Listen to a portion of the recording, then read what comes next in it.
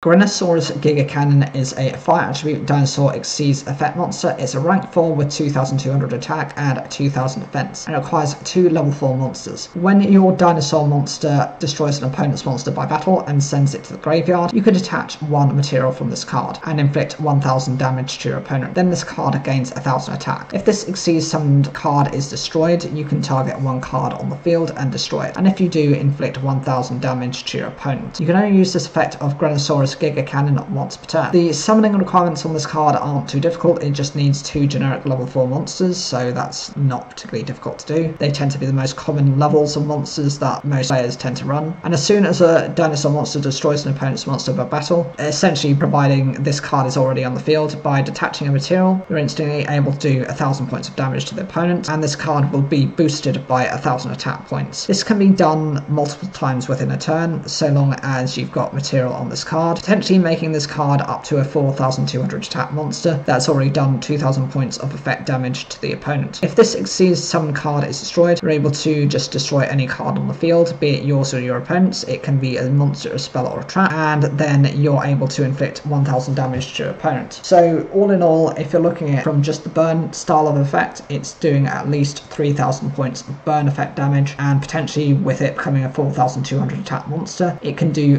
quite a lot of battle damage as well. It's quite interesting that this is actually an evolution of quite an old card, which was the original Grenosaurus, and that was one of a few cards that were the initial Exceeds monsters to be brought out back in Yu-Gi-Oh! Zeal. So we'll have a check of that just to see how that compares.